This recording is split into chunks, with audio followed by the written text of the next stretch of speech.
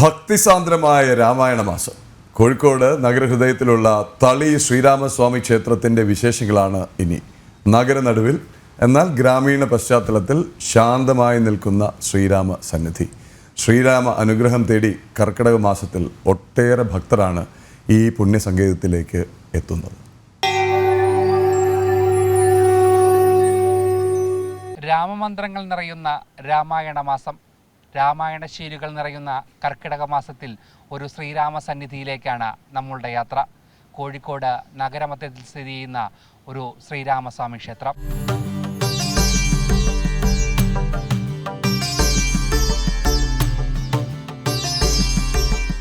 സാമൂതിരിനാടിൻ്റെ ഹൃദയഭാഗത്ത് പ്രകൃതിയുടെ പ്രശാന്ത സുന്ദര ശോഭയിൽ രാമമന്ത്രങ്ങൾ നിറയുന്ന ഒരു ശ്രീരാമസ്വാമി ക്ഷേത്രം, തളി ശ്രീരാമക്ഷേത്രം.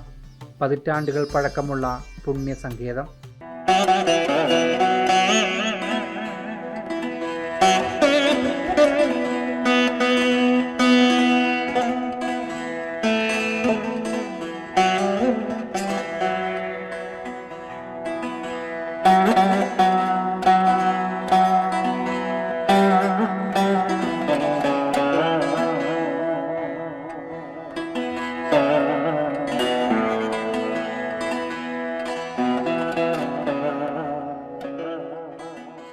ഒരുപാട് സവിശേഷതകളുള്ള ക്ഷേത്ര സങ്കേതം.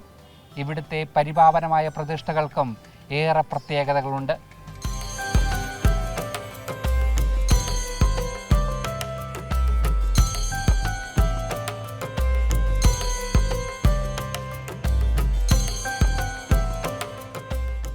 കോഴിക്കോട് വെച്ച് ഇപ്പോൾ അധിക സ്ഥലങ്ങളിലും പട്ടാഭിഷേകമായിട്ടുള്ള പ്രതിഷ്ഠ ഉണ്ടാവാറില്ല, സ്വതവേ ഉണ്ടാവില്ല. അത് കേരളത്തിൽ വെച്ചിട്ട് ഇവിടെ മാത്രമേ മിക്കവാറും കേട്ടിട്ടുള്ളൂ. അങ്ങനെയാണ്. പിന്നെ ഹനുമാൻ, ശ്രീ ഗണപതി, കന്നിമൂല ഗണപതി ഈ ക്ഷേത്രത്തിൻ്റെ ഉള്ള ഉപദേവന്മാരാണ്. ക്ഷേത്രോൽപത്തിയെക്കുറിച്ചും ഐതിഹ്യത്തെക്കുറിച്ചും നിരവധി കഥകളുണ്ട്. ഒരു പതിറ്റാണ്ട് മുൻപാണ് ക്ഷേത്രം മലബാർ ദേവസ്വം ബോർഡിൻ്റെ അധീനതയിലെത്തുന്നത്.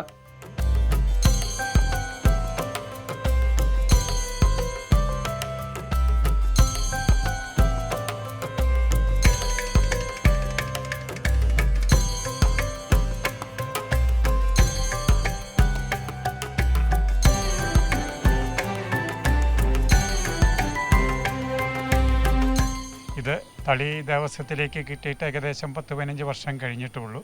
ഒരു തറവാട് കുടുംബമായ കേലപ്പുറത്ത് ആ തറവാട്ടുകാരെ നിന്നാണ് നമുക്ക് അവർക്ക് കൊണ്ടു നടക്കാൻ കുറച്ച് ബുദ്ധിമുട്ട് വന്നതിനാൽ അവരത് തളി ദേവസ്വത്തിനെ ഏൽപ്പിക്കുകയായിരുന്നു.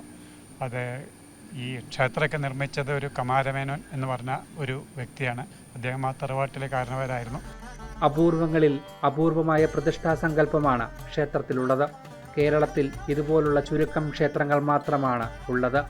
അതിനാൽ തന്നെ ഏറെ പ്രാധാന്യമർഹിക്കുന്നു ഈ ക്ഷേത്ര സന്നിധി.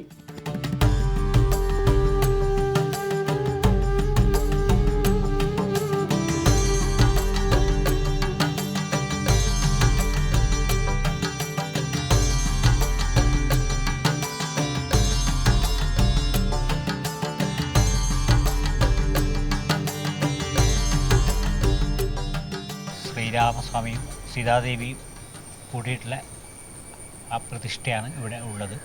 അത് വളരെ അപൂർവമാണ്, ഇല്ല എന്ന് തന്നെ പറയാം. വയനാട്ടിൽ പൊൻകുഴി എന്ന് പറഞ്ഞ സ്ഥലത്ത് ശ്രീരാമൻ്റെയും സീതയുടെയും ഉണ്ട്. അത് പ്രത്യേകം ക്ഷേത്ര മതിൽ കെട്ടിട്ടുള്ളില്ല. ഇവിടെ ശ്രീരാമസ്വാമിയാണ് മൂലമന്ത്രം ഇതിനിടെ തന്ത്രി വന്ന് ഉപദേശിച്ച് തന്നിരുന്നു. എങ്കിലും വിഷ്ണുവായിട്ടാണ് പൂജ ചെയ്യാറ്. വിഷ്ണു അലങ്കാരപ്രിയനാണ്. കർക്കിടക മാസത്തിൽ ശ്രീരാമദേവന്റെ അനുഗ്രഹം തേടി ഒരുപാട് ഭക്തർ ഇവിടേക്ക് എത്തുന്നു, രാമമന്ത്രങ്ങൾ ജപിച്ച്.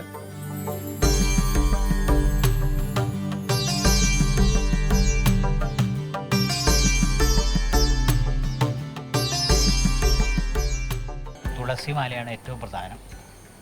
പിന്നെ പാൽപ്പായസം, വെണ്ണ നിവേദ്യം, കുങ്കുമാർച്ചന, പുഷ്പാഞ്ജലി, ഇങ്ങനെയുള്ള ഒരു ദിവസത്തെ പൂജ, ഇതെല്ലാം ശ്രീരാമസ്വാമിക്ക് ചെയ്യാം.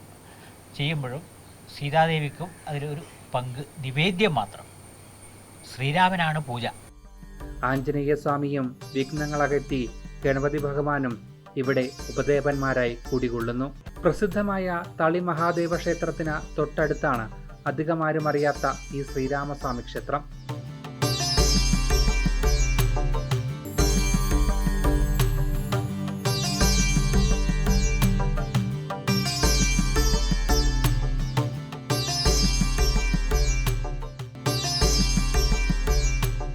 കോഴിക്കോട് ജില്ലയിലെ ചുരുക്കം ശ്രീരാമക്ഷേത്രങ്ങളിലൊന്നാണിത്.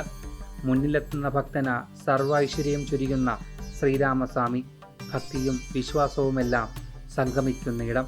അന്തരീക്ഷത്തിൽ മുഴങ്ങുന്ന രാമായണ ശീലുകൾക്കൊപ്പം ശ്രീരാമചന്ദ്രന്റെ മുന്നിൽ കൈകൂപ്പി വണങ്ങുകയാണ് ഓരോ ഭക്തനും. അധികമാരും അറിയാത്ത ഒരുപാട് സവിശേഷതകളുള്ള അപൂർവങ്ങളിൽ അപൂർവമായ ഒരു ശ്രീരാമസ്വാമി ക്ഷേത്രമാണ് ഇത്. ശ്രീരാമസ്വാമി ക്ഷേത്രത്തിൻ്റെ വിശേഷങ്ങൾ ഇവിടെ അവസാനിക്കുകയാണ്. എന്തായാലും അടുത്ത ദിവസം മറ്റൊരു ശ്രീരാമസ്വാമി ക്ഷേത്രത്തിൻ്റെ വിശേഷങ്ങളുമായി വീണ്ടും കാണാം.